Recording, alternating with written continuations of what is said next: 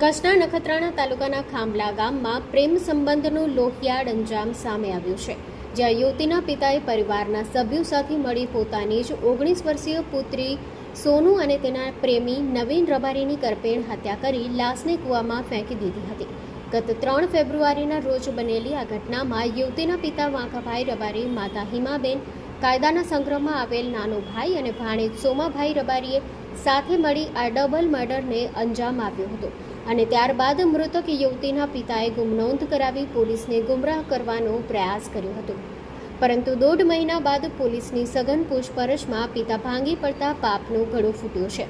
100 ફૂટ ઊંડા કૂવામાંથી 5 કલાકની ભારે જહેમત બાદ નરકંકાલ જેવી હાલતમાં મૃતદેહ બહાર કાઢવામાં આવ્યો છે અને પોલીસે હાલ હત્યારા પિતા, માતા અને અન્ય સભ્યો સહિત તમામ આરોપીઓની અટકાયત કરી ઓનર કિલિંગના આ જઘન્ય અપરાધ અંગે આગળની તપાસ તેજ કરી છે. JNT news, Bhuj. Nakhatrana police station ખાતે 2 ગુમનોંધ નોંધાયેલી હતી, જેમાં એક યુવતી જેનું નામ છે સોની નાથી ઉર્ફે સોનુ રબારી, એ રહેવાસી છે ખાંભલા ગામની, અને એક યુવક જેનું નામ છે નવીન જીવાભાઈ રબારી, એ રહેવાસી છે અંગિયા નાના ગામનો. એ બંને જણની ગુમનોંધ નોંધાઈ હતી અને એ ગુમનોંધના આધારે નખત્રાણાના પીઆઈ શ્રી JD સરવૈયાએ જુદી જુદી ટીમો બનાવીને અને સઘન તપાસ હાથ ધરેલી. અને આ બાબતે તમામ પ્રકારે ટેકનિકલ ઇન્ટેલિજન્સ અને ટેકનિકલ સર્વેલન્સ અને હ્યુમન ઇન્ટેલિજન્સનો સહારો લઈને સઘન પૂછપરછ અને સઘન તપાસ હાથ ધરવામાં આવેલી. અને પીઆઈ સરવૈયા રોજે રોજ પોતાની ટીમ પાસેથી આનું અપડેટ લેતા હતા. દિવસ દરમિયાન તપાસ કરે અને સાંજે અપડેટ લેતા હતા અને બીજા નેક્સ્ટ ડે માટેની સૂચના આપતા હતા. અને એ તપાસ દરમિયાન અમુક પુરાવાઓ, અમુક કડીઓના આધારે ખબર પડી કે જે બંને છોકરો અને છોકરી જે ગુમ થયા હતા એ બંનેને છેલ્લા 2 વર્ષથી પ્રેમ સંબંધ હતો. અને એ પ્રેમ સંબંધ એ છોકરીના મા બાપને, ઘરવાળાને પસંદ ન હતો. એટલે આ સૌથી પહેલો જે ડાઉટ ગયો એ ગયો કે છોકરાની ગુમનોંધ પહેલી નોંધાઈ હતી અને પછી છોકરીની ગુમનોંધ પછી નોંધાવવામાં આવેલી. એ પણ પોલીસના કહેવાથી એ લોકો ગુમનોંધ નોંધાવવા આવેલા. અને આ બંને છોકરો અને છોકરી 3 ફેબ્રુઆરીએ ગુમ થઈ ગયેલા હતા.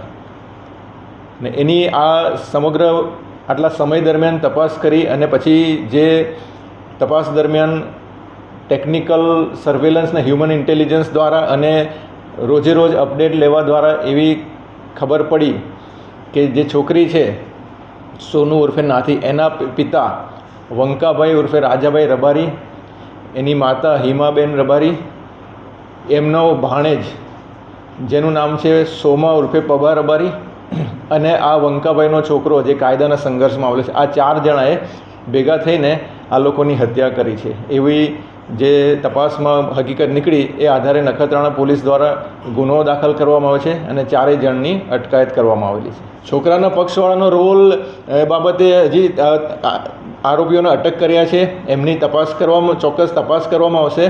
પણ છોકરાના ભાઈ જ્યારે એ છોકરો ગુમ થયો એ દિવસે છોકરાના ભાઈએ આવીને પોતાના ભાઈના ગુમ થવા વિશે જાણ કરી. પછી આ ખબર પડી અને પછી એણે જે એની પૂછપરછ દ્વારા સમગ્ર ઘટના કે જે આ પ્રેમ સંબંધની ઘટના છે એની જાણ થઈ હતી. એમાં જેમ કીધું કે 3 ફેબ્રુઆરીએ બંને જણા ગુમ થયા હતા. એમની ગુમનોંધ છેક 5 તારીખે અને 7 તારીખે આવેલી હતી. પણ પછી પૂછપરછમાં આ લોકોએ કબૂલ કર્યું કે 3 તારીખે સાંજે 8 વાગે જ્યારે છોકરી નીકળી ગઈ ઘરેથી, ત્યારે એના પપ્પા એ વંકાભાઈ અને એમનો ભાણેજ સોમાભાઈ, એ બંને જણા મોટરસાઇકલ લઈને એ છોકરીને શોધવા ગયા.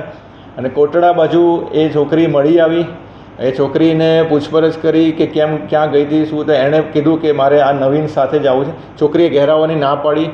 એટલે પછી આ લોકોએ ફોન કરીને છોકરીના મમ્મીને અને છોકરીના ભાઈને બોલાવી લીધો. અને એ લોકો ત્યાં એ કોટડાથી ખાંભલા વચ્ચેની જગ્યા, એ રોડ પર એ લોકોની સાથે બોલાચાલી થઈ, ઝપાઝપી થઈ, દોલધપાટ થઈ. અને એ દરમિયાન છોકરીના પપ્પાએ વંકાભાઈએ પોતાની છોકરીનું ગળું દબાવીને હત્યા કરી. અને જે ભાણેજ છે સોમાભાઈ, પબાભાઈ, એણે છોકરાનું નવીનનું ગળું દબાવીને હત્યા કરી. અને પછી એ લોકોએ ત્યાંથી મોટરસાઇકલ પર એ બંનેની લાશ લઈને થોડેક આગળ ગયા અને એક કૂવામાં એ બંનેની લાશ નાખી દીધી.